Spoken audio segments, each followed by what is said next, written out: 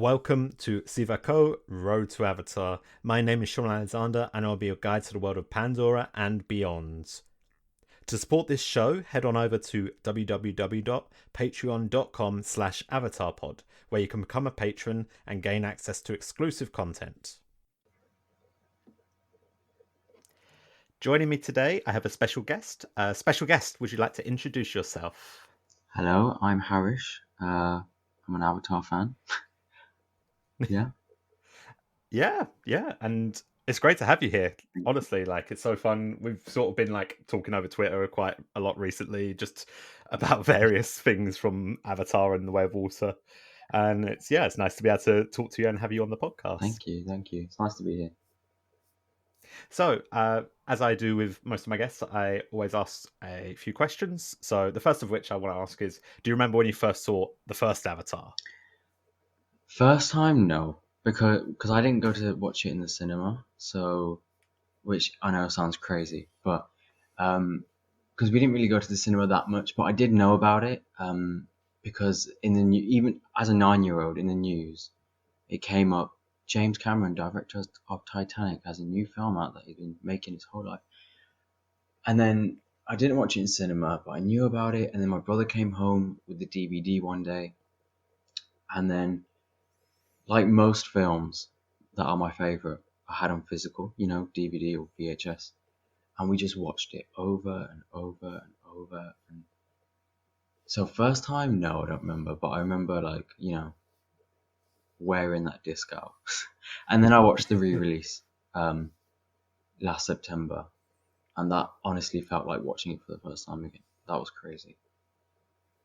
Yeah, you know what? That re-release, it just did something to me. It felt so incredible to be back in a cinema seeing it, Mm-hmm. because how old was I? I was 17 when the first one came out. Wow. So I feel like I should remember it more than I do. Yeah. And I do remember going to see it, but I don't remember being there in that moment. Mm-hmm. But watching the re-release, it was flooding back to me. I was picking up on things that I had never seen before. Like in the opening scene where Jake wakes up from cryo, there's a there's a water droplet on the screen. I had never seen that before, ever. Yeah, I think it helps when you see it in these bigger Yeah, screens, and I think that's why the Way of Water really works how it does right yeah, now. because Is that you're seeing it on these massive yeah, screens, and you're seeing details that you just would never pick up if you're watching it on your phone or mm-hmm. even just a Because telly. I think we've we've lost meaning of kind of like what a cinematic film is a lot in the last 10 years. And there's a reason why cinemas are the way they are. Why it's a bigger screen and the Way of Water. That I mean, what else can I say that hasn't been said? Yeah, it feels like we're sort of. It's so fun to say now because obviously we're I think this is the fifth week it's been out or something Mm-hmm. like that, and it's still doing amazing. Yeah, It's breaking every record that it needed to. We've had it confirmed. 3, 4, and 5 are on its mm-hmm. way. We're doing good. We're as Avatar fans. We're having a great I time. know. And then we've got the comics, and whenever they decide to bring out the game and the hot toys that they released last week, I think they look really good. It's just content after content after content. And 5 years ago, this was nothing. It was, there was nothing. Yeah, it was literally feeding off scripts at that point. Yeah. So, I did want to ask you as well. Have you got a favorite moment from either of the films that you want to highlight? Uh, I'm gonna cheat and say one from each. First one is when they gather the Navi clans for battle, because that scene, mostly because of Horner's score, but it's so the energy and just I don't know what it is when it cuts back to Quaritch and he's showing how they've grown on the heat map. You're just kind of like, oh wow, we're in for something big, Like it Hmm. I don't know, it gives me goosebumps every time. And then the second film, probably the forest scene when it's raining and they've captured the kids, um, and Neytiri and Jake and Natayam have to save them. That tension, the score, the sound, the action. The action in that scene was darker than I thought it would be for an Avatar film. Like when Jake just hacks down that man with the tomahawk. That's when I was kind of like, whoa, you know, this is crazy. Yeah, I feel like that scene's going really under the radar at the minute. Yeah, I feel like we see a lot of talk about the action, especially in the final third. But I think that action sequence in the first act is just as good, if not more intense in I some think it ways. perfectly, yeah, Because it perfectly set up everyone, to what they would become. And oh god, I could go on and on about that scene, but and it's a nighttime scene as well. And how often do we talk about in films now where the night scenes are just so dark and you can't see anything? This was so yeah, crisp and clear. I mean, this is like the most of the film, but every bit of action is so clear in its intent of what it's gonna do, and you can see every little detail, and it's a perfect scene to me. yeah, and I really like that you brought up about the nighttime aspects of it because yeah, we have had things in recent years where yeah, things are shot in the dark like a big action sequence, and you're watching and be like, Yeah, I barely know what's yeah, happening. And I love the Batman. I think it's a good film, but it is a dark mm, film, and if you're not seeing it in like a good format, mm, you don't see half of it. that's true. We are talking about a good topic today, a very exciting topic, which is we're going to talk about the Metkayina Clan. So you brought this one up to me. You wanted to talk about this because I know you have I'm assuming you have a big love for them so far from what you've seen. Yeah, well, yeah, they're just when it comes to introducing a whole new clan, not just with Avatar, but with other films, not just a clan, but just like a way of life or like a community. It, I feel like we haven't had something like introducing the Amatakaya in the first one since in cinema. Like I can't think of anything like that. Apart maybe like Dawn of the Planet of the Apes or War. And funnily enough, they have the same, I think, writer for this film for Way of Water. Yeah, yeah, same writers Yeah, have worked on it. and I think that's why I feel the same love for both that and this is when they introduce this new clan, it feels so easy to get to know them and so easy to understand everything about them. Even though I wish we had seen more, which I'll go on to later, but it feels like we already know, everything about their life, about what they do, and it's like, wow, I just want to be there.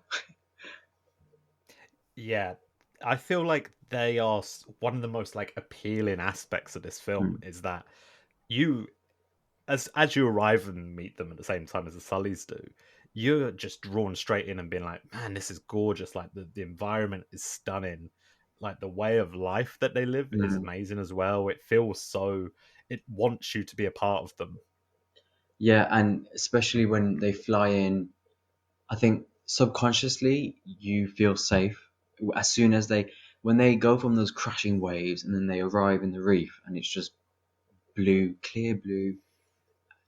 After the scene that we had just seen of in the forest, when they get there, I remember being in the cinema and I just kind of like sat back and I was like, okay, I feel safe, like because you automatically know this place is so far, it's so kind of quiet. There's no crashing waves in there. You can just fly in and land. And that's something that, we didn't feel in the first one with the Imotagaya because obviously they're at war at that time. Jake gets um, hit by Natiri. He's dragged into the home tree. But now when we see these guys, it's like, hi, I want to be safe. Yeah, that contrast between the first film and the second one in terms of like the first introduction to him. Yeah, it's totally other ends of the spectrum Mm, in a way that yeah, Jake is introduced to the Metkayina, and then it's yeah, it's almost scary in a way because these people are warriors. They feel like they know the land better than he does, Yeah.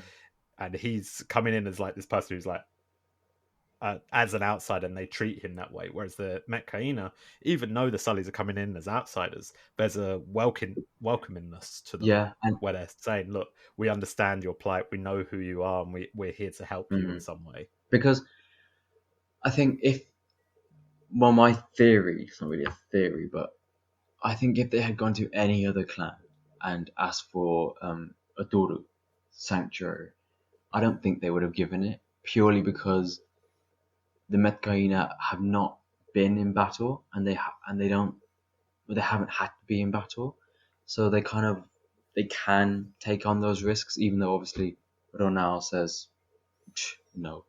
But if they had gone to, what, I forgot the names of the other clans, but if they had done that, I think they would have said no, because they fought with Jake in the first one, and they know what they're up against, and I don't think they would have wanted to take that in again.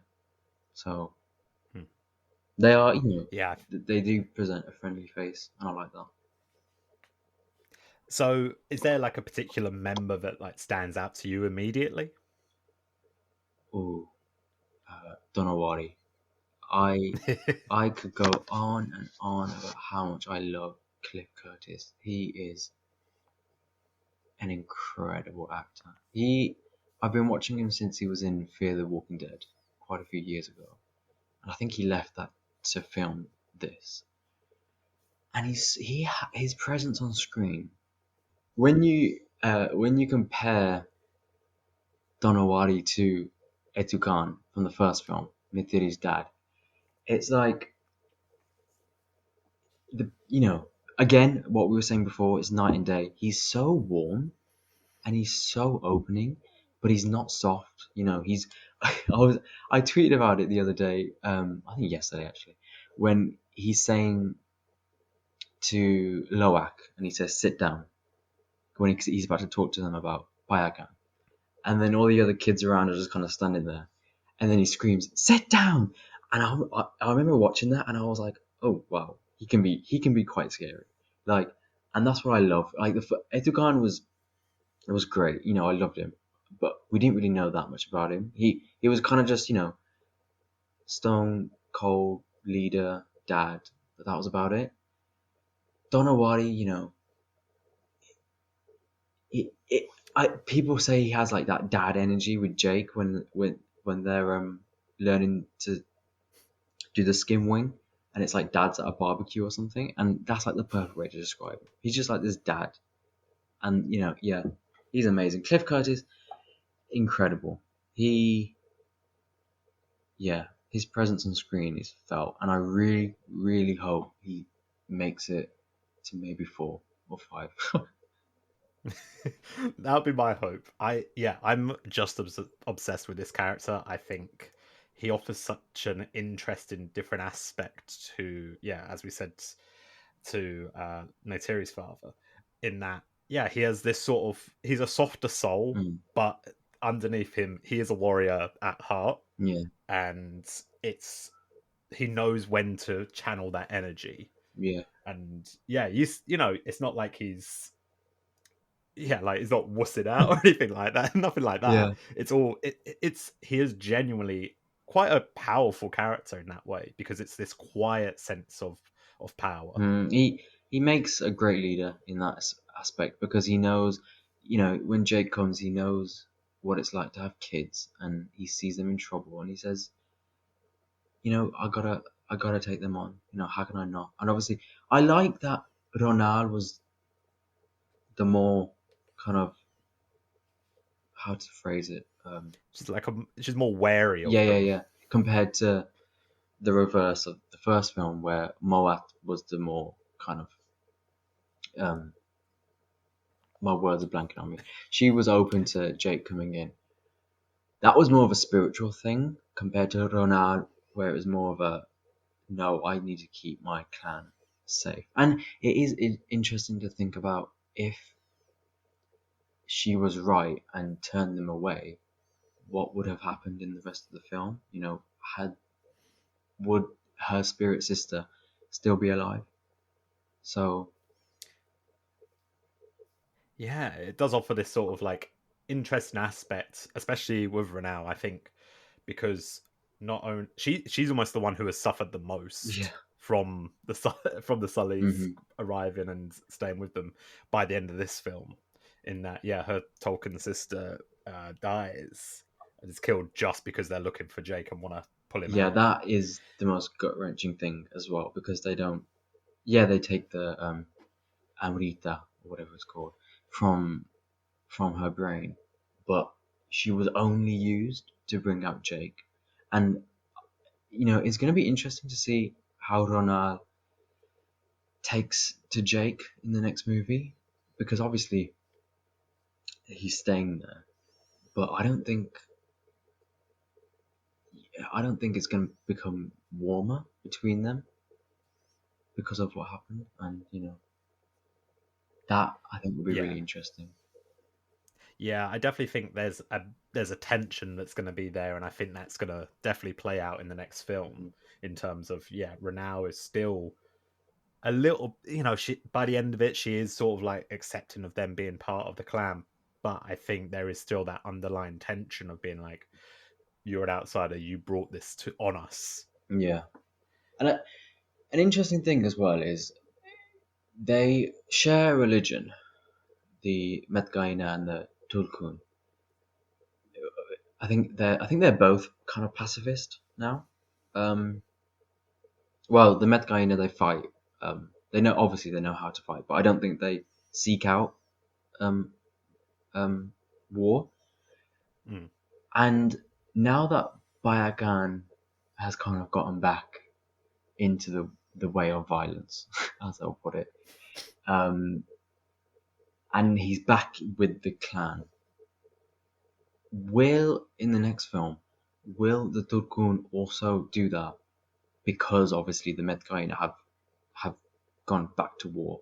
Because they share a religion, are the Turkun going to be like, oh, now it feels like we have to get involved? Because, they know what it's like to lose. Um, and will they want to take that on? Like, there's a lot of heavy burdens that come with what happened in the Way of Water. And I don't know if everyone's going to be happy about it, especially the Turkun, because this wasn't their fight. Well, they're going after them, the RDA, for the Amrita, but they seem to be kind of ways off from that. But now it's quite, it's on their doorstep almost. And now the Metkayina have gone to war. Are they going to go to war? Something to think about, I guess. Yeah, it feels like they might be the hand might be forced in this sort of case where it's sort of saying like, look, this battle's going to happen, and if we're not on the winning side, it's not going to end well for the Tolkien Yeah. either. I mean, if all the Tulkun decided to uh, fight, I think the fight would be over very quickly. Like, if Yeah, it's not very fair if I'm honest. yeah, If you involve all I the mean, Tolkien. if they could send, I don't know, 5 Tulkun to Bridgehead City or whatever it's called, go into their little dock or whatever, and they could wreck a lot because we saw what Payakan did all alone. So Mm. that's why I think they're hesitant because I think the RDA is going to up their game as well, which is scary because they know now they that we just learned yesterday I think that the guy who got his arm ripped off, he's alive. So Yeah. so he knows what it's like to fight a Tudkun, which I don't think they have done before. And now it's kind of like, oh, they learn. I think the RDA they keep learning, and now that they've come into contact with both the Metkayina and the Tulkun, they're gonna have ways of fighting specifically against them too. And I worry, I worry for them and whatever they Mm. face.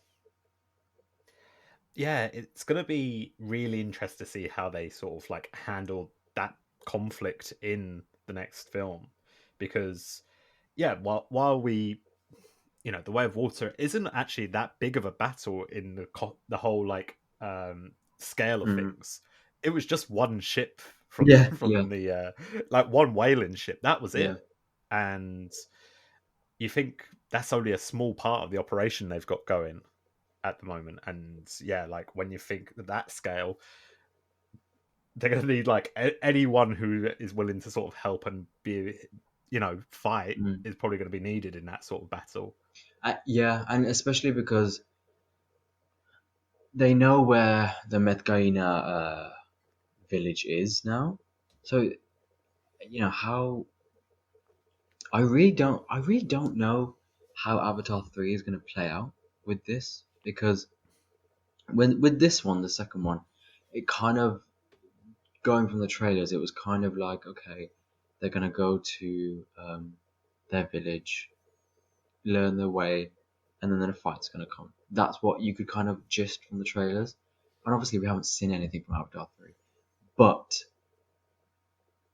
now we've got a foot in the Metkayina world, we've got a foot in the RDA world, and now we're going to the Ash people. James Cameron said there's two clans, and I'm just thinking, how on earth is this story going to play out? Like, it boggles my mind to think what could happen. Yeah, so in my head so far, all that I can piece together is that I think the third one is taking place basically directly after the Way of Water. Like that seems to be the obvious setup for it. That it's going to be a battle that comes maybe days or weeks at most after the Yeah. events of the Way of Water, and it does make me think. Like especially with the mention that the Ash people being involved, and I wonder if it's going to be a case of like, for example, Quaritch is sent to the Ash people to recruit them Mm, or something like that. mm, Because obviously, we're from our understanding, it's meant to be that there's going to be Navi who are not the same morally aligned mm. as the Metkayina and the Matakai. So it does make me wonder if if Quaritch ends up like hiring them in a way, and it becomes a assault from what's behind the Metkayina clan's home. We know what's in front of them is the water, Yeah, but what's behind it yeah, is this where the volcanoes and the ash people come from, for yeah. example. That is a very interesting thought, because we don't know how far these Ash people are. We haven't seen a They might volcano. be they might be round the Yeah, corner. yeah. We haven't seen a volcano yet, but like you said, they might be around the corner. And if the Ash people clearly, they're not very nice, will they have something against the Metkayina because they have something they want, or I don't know. And is Quaritch going to play on that? Is he going to think, okay, you guys want them, we want them, let's join forces? Because I think the Metkayina clan is going to suffer um, in the next movie for some reason. I don't know why, I don't know how, but. And I think, yeah. Yeah, it sort of feels like it's gonna. I mean, especially if there's a big battle, which obviously there will be of some sort. It feels like hard odds for them, and like the Metcainers come out of it completely unscathed. Mm. And yeah, like characters like Todawari perhaps are the ones who are going to be in the firing line the most. Oh no. I know, but he's like, he's not going to like pull out of a battle if he sees others in Yeah, danger, is he? yeah, yeah. I think him and his son, I don't know how to say his name. I think it's Aenung. Yeah, I think it's Aenung. I know. Yeah, I think them two are definitely on the firing line. Ronald, she has a baby on the way, and judging from um, the behind the scenes pictures of 3, where she's got the white cape and Mm. she's underwater, I think in the visual dictionary they say when there's a birth, there's like a dance, or like a something like that. And I think that's what she's doing. So I think she's going to give birth in the second one, in the next one. And Mm. it could be possible that she dies shortly after, um, protecting her babies or her children, and Donowari um, is forced to leave because he has 3 kids and a baby, and Ronar's spirit sister is dead, and is that kind of like a foreshadowing of what's to come? Maybe. Yeah, that's you know what, that's a really good idea, good point. The fact that Renau, yeah, has already suffered this loss with her Tolkien sister, Mm, and yeah, does that reflect on what might happen going forward? yeah, So and I hope that doesn't come true, but especially hope that doesn't come true for the baby because the her spirit sister's child also died, I think. So yeah, that was rough. yeah, I we haven't really seen a baby like for a long period of time in these movies yet. Obviously, in the Mm. first opening minutes, we saw Nathayam and Kitty as a little baby, but then it flashed forward. So it'd be really interesting to see how, because like in any movie or show, adding a baby is just another level of danger because you got to protect them, and because obviously they can't protect themselves. So I think 3 is going to up the stakes in every way, um, and I'm scared. I am very scared. Yeah, definitely. So another member of the Metkayina is Soraya, Hmm. and I don't know about you, but I really like Soraya's character, and I'm very excited to see more of her. Yeah, And yeah, I just really hope that she's not one of the ones who suffers during this, yeah. because I I feel like that's going to be real tough to handle. Especially with Loak and his Mm. relationship that they have blossoming. But I love how um, soft she is and just calm because again I keep making this comparison with the first movie and the Amathakaya, but she is kind of like the Nitiri of the Metkayina. And if you're comparing them, like there's nothing wrong with Nitiri being fierce, and there's nothing wrong with Nitiri being Sadeas being soft. But it's nice to have this contrast of, you know, her parents being these mighty warriors, and clearly she probably can fight too. But what we do see is just, a soft and vulnerable young woman, and I like that. It's nice to see that in this world because I think we have so many different characters that are just, different. Mm. This is it, and I'm really pleased with the way they took it, because I there was always that kind of worry of being like, oh, Loek is Jake and Soraya is Neytiri, and it's the same story playing out again in the exact same Yeah. beats. But there is differences to it, Mm. and the fact that Soraya's character is very different to how Neytiri's was to Jake at the beginning. I think that's a really like interesting aspect and a great way to characterize her, Mm. to have her be this person who's really connected to nature and to their like uh their way of life. Yeah. Her teaching Loak about the breathing technique and the way of water. I think that's such a clever way of like introducing that and bringing that, and seeing that play out again in the final act with Loak teaching his dad it. Hmm. That's just like that's just filmmaking on another level to me. That's like the stuff that people own, like only people like James Cameron can do things like that so well. Yeah. Yeah. And what you were saying about worrying that it was going to be a kind of one to one with Jake and Nithiri and Loak and Sadea.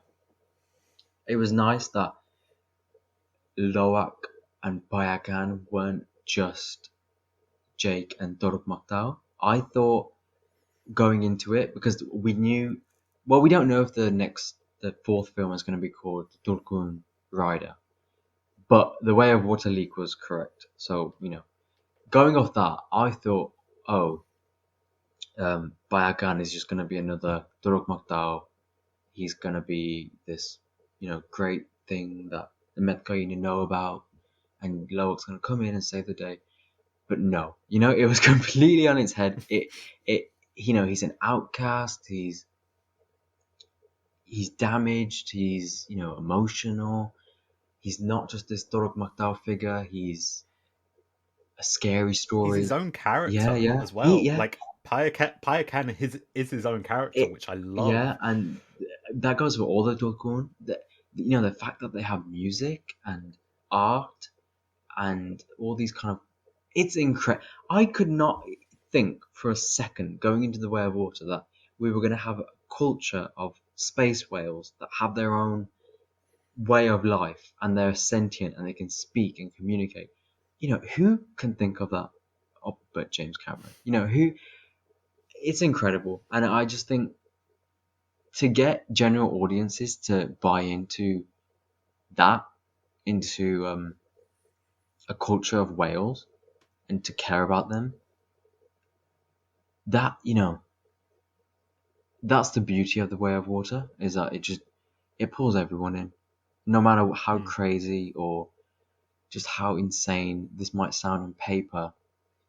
It just drags everyone in and it works. And I think at the core of it is the Metkayina, because that second act, what Cameron was saying before about how films don't show people just hanging out, that second act is where we see Loak and Bayakan just having fun, and Sadea and Loak, teaching them how to breathe, and Jake on the skim wing. You're just hanging out with these characters and you just buy into all of it. And it's I I can't see criticisms of the second act being boring, holding any kind of validation, because the entire film and the next films, I think, are tied together by that second act. It's so important to show this new culture just intertwined with Jake's story and his family. It's perfectly done. Yeah. And I think as well that you have to have those moments, that half hour breathing room where it's like, we are just spending time with these characters because you need to come to love them. Hmm. Otherwise, the stakes in the third act and the movies moving forward are not going to mean as much to you. Yeah, Because there's plenty of films I've watched where, there's a big emotional moment at the end where someone's, sacrificed themselves. And I'm like, I don't care because I don't know who you yeah, are. Like, but in this, for example, with Netayem, it's so emotional mm, when he dies, because we've spent time with him and the rest of the family to get to know them and see their relationships, and seeing that broken is makes it more heart wrenching. yeah. Especially because he managed to do it in one film, of knowing Netayam and the kids. Obviously, we know Jake and Nidiri since 2009, but eliciting that emotion from Netayam's death was so well done. I don't remember the last time a film managed to do that so well. Yeah, Yeah. it's impressive, honestly, because trying to gain those like emotional responses is is tough. Mm. And I think going forward into the next one, I think it will be probably just as successful as The Way of Water. Maybe less, maybe more, who knows? But because you see it on Twitter now, there's so many fan pages and stan accounts, and because people have connected to it emotionally, so there's an entirely new fan base that just fell in love with it again. Yeah. And you know what? I think a big aspect of it was in 2009, the stan culture that we see today is not the same as it was back then. Yeah. Seeing people, yeah, like there's hundreds of Twitter accounts that I see just pop up on my feed. I don't follow Oh them; they yeah. just appear, and it's people who love these characters, and it's these young characters as well that they connect with in different Mm. ways. And I think the best part is Cameron didn't go into it with the expectation of making Stan um, Twitter happy. He didn't do that, and that's the problem with most films: is they go into these shows creating a character that they want to be popular on TikTok or whatever, and they do become popular, and then they kill them off trying to elicit a response from the audience. which for some reason does. I'm thinking of a very recent example in a TV show, and so many shows and movies have become like that, where they think, okay, what's the audience gonna like? What are the stands gonna like? But Cameron just said, nah, we're gonna make whatever we want to make, and if the people like it, the people like it, and it works. I think his like method of filmmaking, which is if I want to see it, someone else is bound to want to see Yeah, it, yeah, is like the best way to make films, yeah. honestly. Yeah, I think since I heard him say that, I think I've reevaluated what I've thought about films and how it is an art, and what we've forgotten in the last 10, 20 years is a filmmaker makes the film that he wants to make, and like art, they paint the picture they want to paint, and because they want to see it, other people want to see it, and it's the perfect way to approach a film.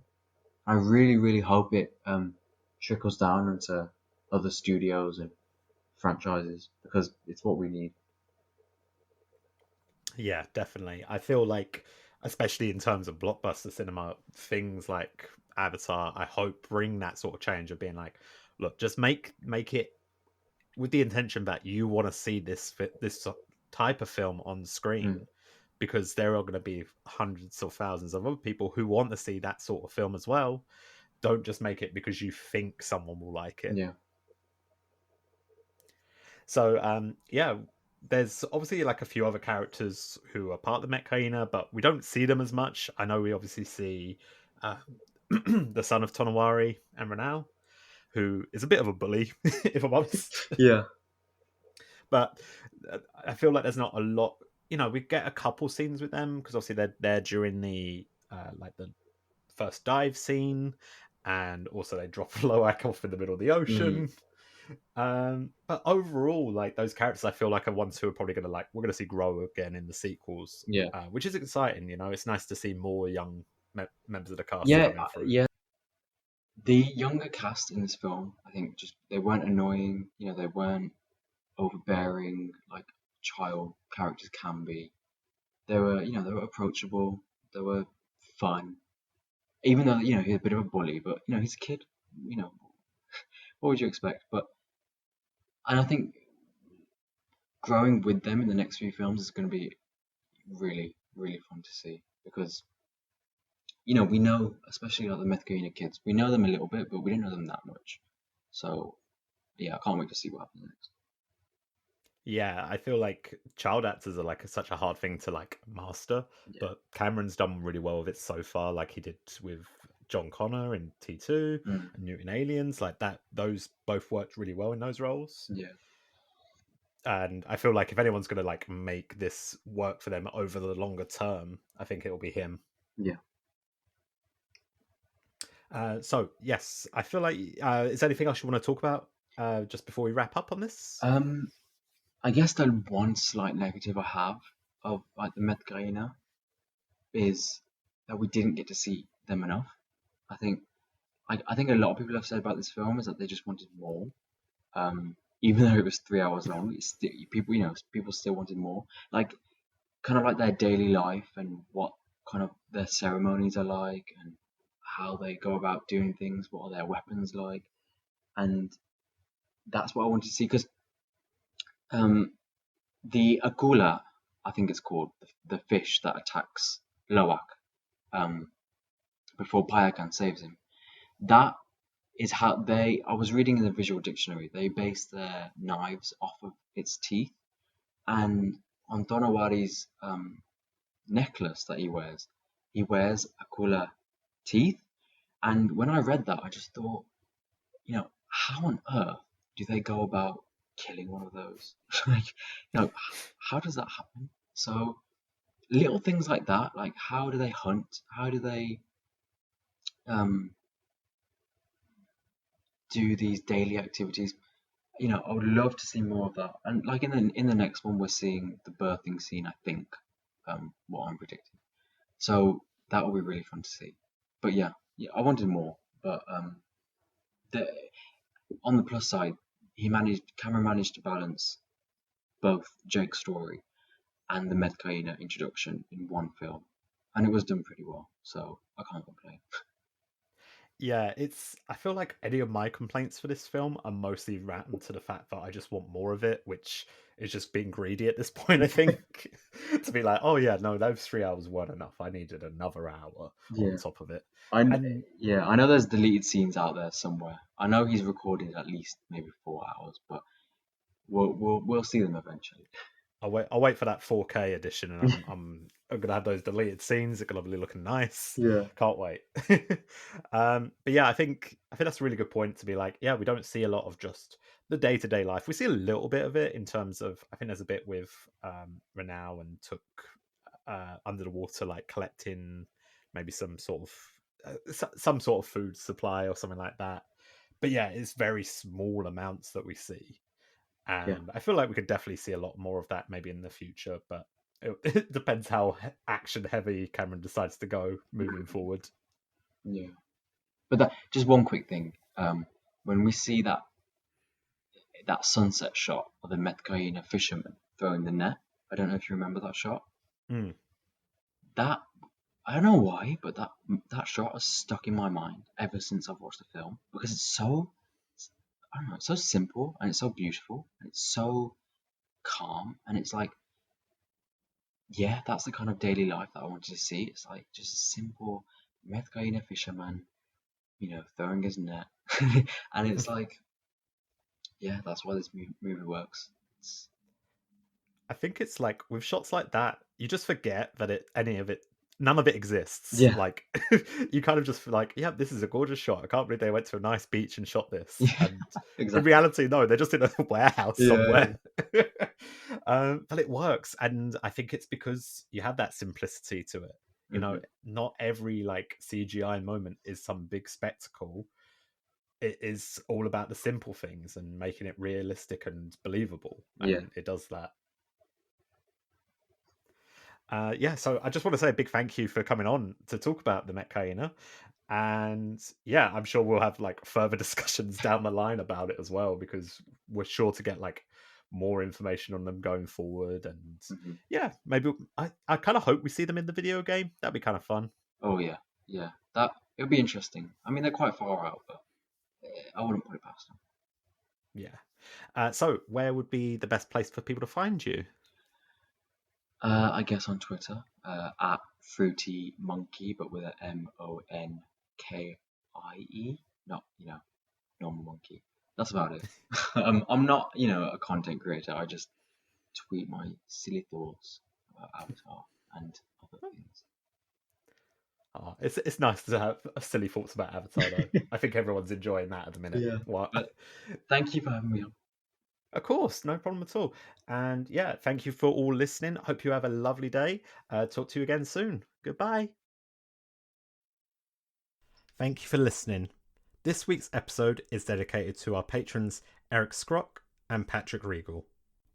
To become a patron, visit www.patreon.com/avatarpod.